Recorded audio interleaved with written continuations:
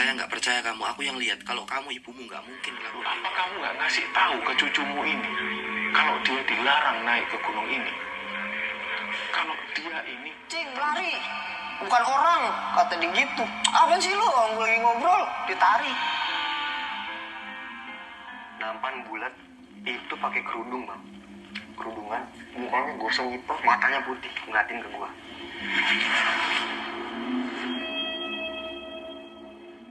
Sudah tak asing lagi bagi para pendaki mendengar narasi seperti tadi. Entah di gunung manapun, kisah horor ataupun teror sudah menjadi bagian dari kisah perjalanan. Termasuk Gunung Lawu. Gunung Lawu digadang-gadang sebagai gunung terangker se-Indonesia. Kisah misteri, mistis ataupun magis sudah seperti sayur dan garam. Rasanya tak lengkap jika tak punya pengalaman horor ataupun misteri ketika mendaki Gunung Lawu. Namun, terlepas dari itu semua, Gunung Lawu memiliki kekayaan alam hayati, sejarah, serta keeksotisan tersendiri. Gunung Lawu memiliki ketinggian sekitar 3.265 meter di atas permukaan laut. Gunung Lawu terletak di antara 3 kabupaten, yaitu Karanganyar di Jawa Tengah, Ngawi, dan Magetan di Jawa Timur. Gunung Lawu memiliki beberapa jalur pendakian, di antaranya jalur Cemoro Sewu, Cemoro Kandang, Candi Ceto, Singolangu, dan Tambang. Status gunung ini adalah gunung api istirahat, yang diperkirakan terakhir meletus pada tanggal 28 November 1885. Kali ini, saya berkesempatan untuk bertadabur di Gunung Lawu. Saya akan menggunakan jalur Cemoro Kandang. Dulu saya sudah berencana dengan beberapa orang kawan, namun rencana hanya sebatas wacana. Hingga akhirnya hari ini rencana itu menjadi terlaksana.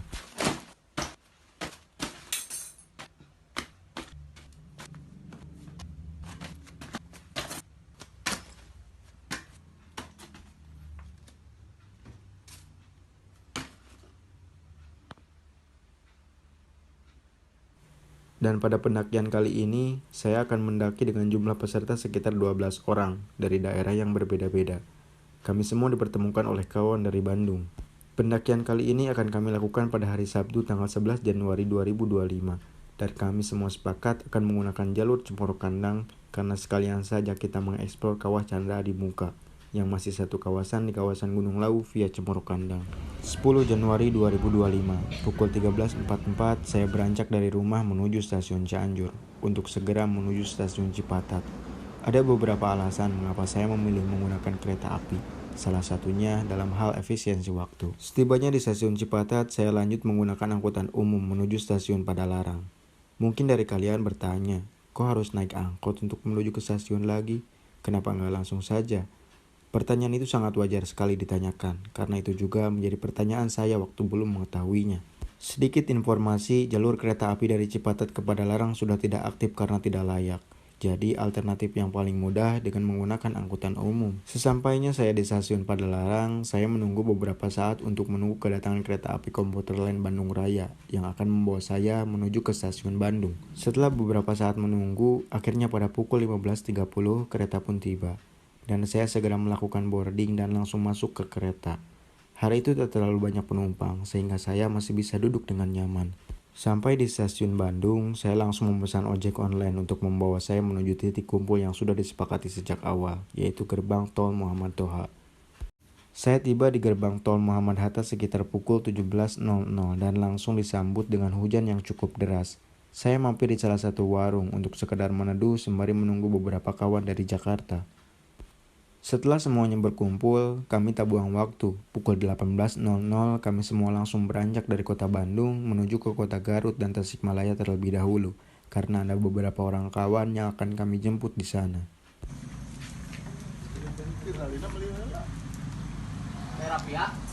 Setelah itu, kami semua langsung tancap gas lagi menuju ke kota Cilacap, karena ada 2 orang kawan dari Cilacap yang hendak ikut gabung dalam trip perjalanan kali ini.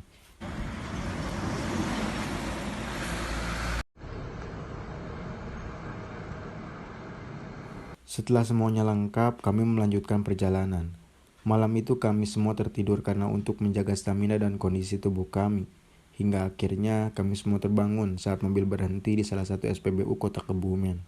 Kami semua beristirahat sebentar di sana, sembari sekalian menunaikan sholat subuh. Tak lama kami beristirahat, kami semua melanjutkan perjalanan menuju Karanganyar. Perjalanan memakan waktu cukup lama. Kami sampai di Karanganyar sekitar pukul 13.30. dikarenakan ada beberapa insiden di jalan. Mobil yang kami naiki mogok seketika beberapa saat sebelum sampai menuju base camp. Alhasil kami harus menunggu beberapa lama untuk menunggu mobil diperbaiki. Kendala seperti ini memang tak bisa kita prediksi. Yang bisa kami lakukan hanya menunggu sambil beristirahat.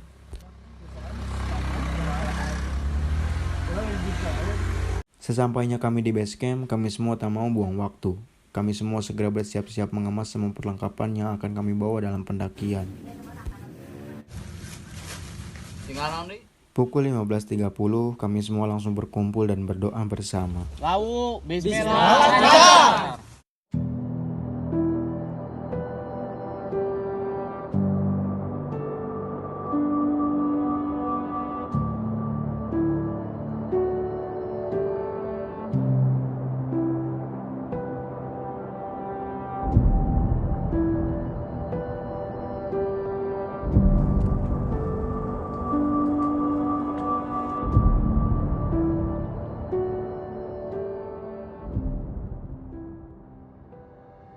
Pendakian kami mulai dari base camp menuju pos 1 Taman Sari Bawah.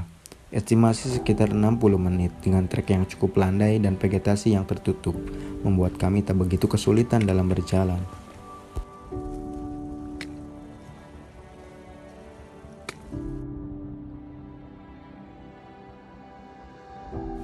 Kami tak banyak beristirahat karena kami menghindari kemalaman di trek.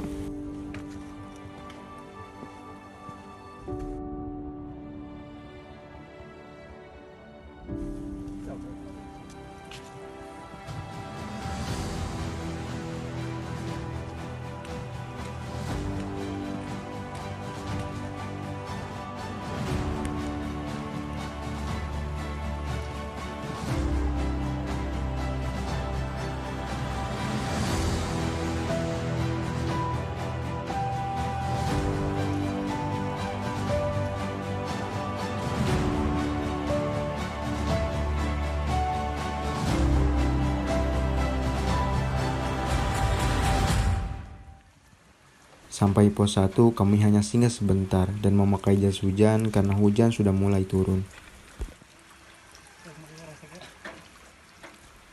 Dari pos 1 Taman Sari Bawah ke pos 2 Taman Sari Atas estimasi waktu tempuh sekitar 60 menit. Sesegera mungkin kami bergegas dari pos 1 menuju ke pos 2 karena hari sudah masuk waktu maghrib. Dari sini kita akan disuguhkan dengan trek yang mulai menanjak, namun tak begitu menanjak karena memang jalur cemor kandang itu bervariatif. Kita bisa menggunakan jalur yang langsung menanjak atau menggunakan jalur yang lebih landai. Hujan mulai turun cukup deras kala itu, dan hari sudah mulai gelap. Kami semua sesegera mungkin mengeluarkan penerangan untuk menerangi trek yang sudah mulai tak terlihat. Kabut tebal dan angin kencang menghambat perjalanan kami saat itu. Saya yang bertugas sebagai sweeper pun harus bekerja lebih ekstra untuk memastikan tak ada kawan yang tertinggal ataupun ada barang yang terjatuh di trek.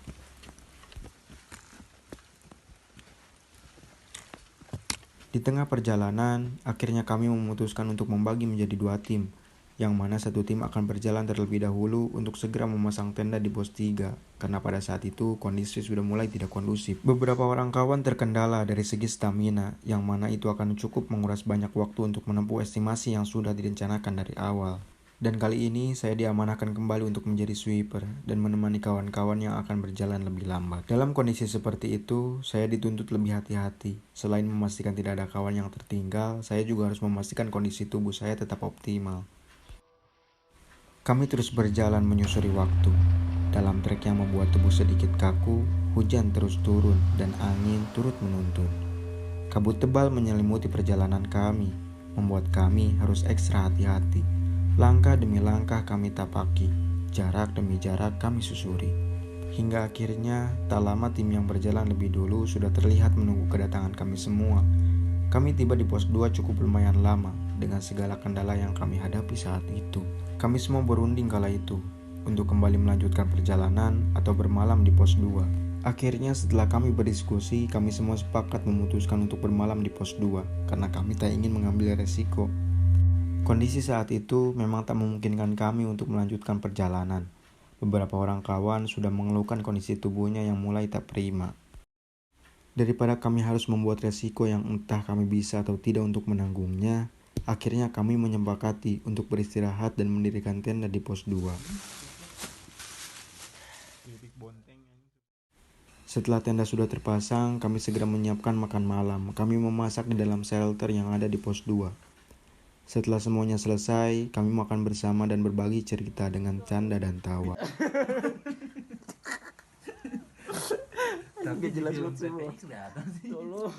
Akhirnya, karena hari sudah mulai larut malam, kami semua segera beristirahat dan segera masuk ke dalam tenda untuk mempersiapkan perjalanan esok hari.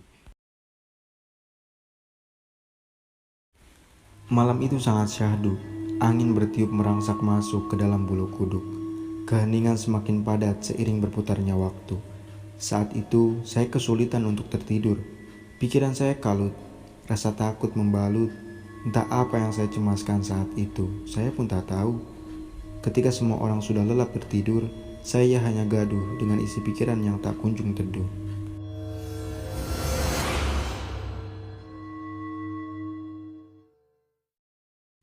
Hingga akhirnya, kantuk datang pada jam 12 malam. Saya hanya tidur beberapa saat, karena saya terbangun kembali pada pukul 1 dini hari. Saya terbangunkan oleh alarm yang sudah dipasang untuk membangunkan kami pada jam 1 malam karena kami akan melanjutkan perjalanan. Saya segera membangunkan semua kawan agar semua segera bersiap untuk sarapan. Rasanya saat itu saya ingin kembali merebahkan badan. Namun bagaimana lagi, saya tak mungkin mengedepankan ego saya sendiri. Setelah semuanya terbangun dan bersiap-siap untuk sarapan, pukul 3 dini hari kami semua melanjutkan perjalanan. Namun sayang, 2 orang kawan memutuskan untuk tidak melanjutkan perjalanan karena kondisi yang tak memungkinkan. Kami harus rela atas apa yang mereka putuskan. Dengan berat hati, kami semua meninggalkan mereka di sini. Kami semua pun melanjutkan perjalanan dengan hujan gerimis yang terus menemani sepanjang perjalanan kami kala itu. Saya kembali menjadi sweeper, semua berjalan dengan sangat ekstra hati-hati karena jalur yang kami lalui menuju ke pos 3 lebih menguras tenaga. Sekitar 30 menit, kami sampai di pos bayangan. Kami hanya istirahat sebentar dan melanjutkan perjalanan.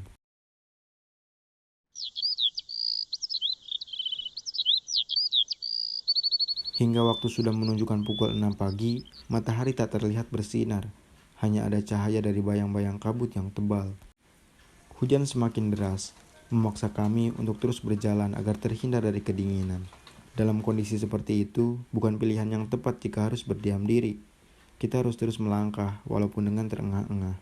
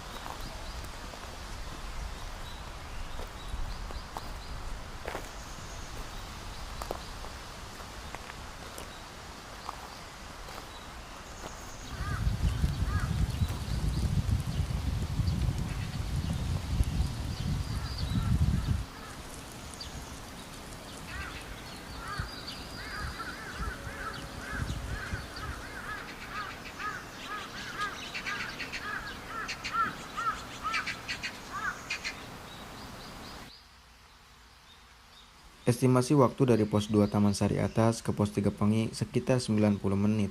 Namun, kami harus merelakan estimasi tersebut karena kami menempuh jarak dengan durasi yang cukup lama. Bukan apa, kami hanya tak ingin terus-menerus mendombleng kaki kami untuk cepat dalam berjalan. Kami tahu kapasitas diri kami. Toh, tak mengapa juga lambat, tak ada yang kami kejar pula. Di pos 3 kami memutuskan untuk beristirahat lebih lama karena kondisi cuaca semakin memburuk. Hujan disertai angin kencang tak memungkinkan kami untuk terus berjalan. Sekitar 2 jam kami berteduh di pos 3, akhirnya hujan reda. Angin mulai berhenti, kami semua melanjutkan perjalanan menuju ke pos 4. Menuju ke pos 4, trek tidak banyak berubah, masih berupa tanjakan yang konstan mengitari sebuah bukit. Tidak jarang bunga edolis menyapa kami dari pinggiran trek.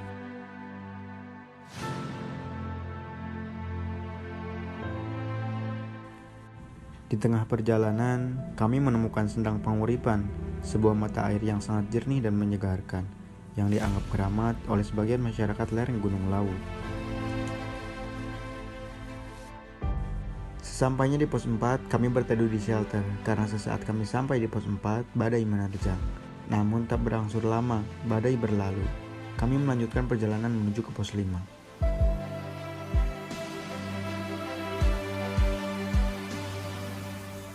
Perjalanan menuju ke pos 5 sangat bervariasi. Kita akan menemukan trek yang menurun, datar, menanjak, dan jalan buatan. Mendekati pos 5, jalanan akan menanjak sedikit tajam. Setelah berjalan sekitar 1,5 jam, kami sampai di pos 5. Satu-satunya pos pendakian di Gunung Lawu yang tidak memiliki shelter. Selain itu, pos dengan nama perapatan ini merupakan persimpangan jalan arah kanan menuju Hargo Dumilah, kiri Hargo Tiling, dan lurus menuju Hargo Dalem. Kami tak beristirahat saat itu, kami terus melangkahkan kaki menuju ke puncak Hargo Dumilah. Perjalanan menuju puncak tertinggi Gunung Lawu adalah perjalanan yang berat. Kami harus menyusuri jalanan dengan kawah di sebelah kiri, dengan jurang di sebelah kanan. Kami harus berhati-hati saat memilih pijakan.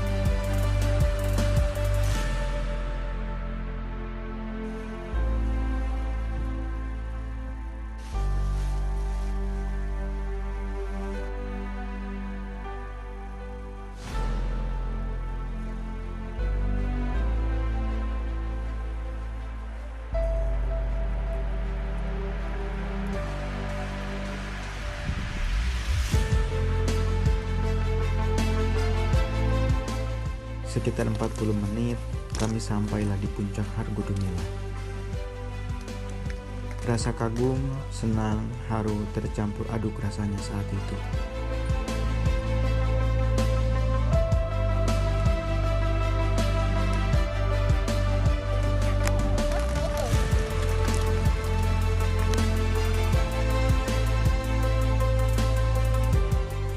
Perjalanan ini adalah sebahagian kecil dari pengabdian dari hamba sang pendosa. Langkah pertama untuk amarah, langkah kedua untuk patah, langkah ketiga untuk pasrah, langkah terakhir untuk berserah. Terima kasih Lawu, saya bersyukur bisa bertadabur dengan syahdu.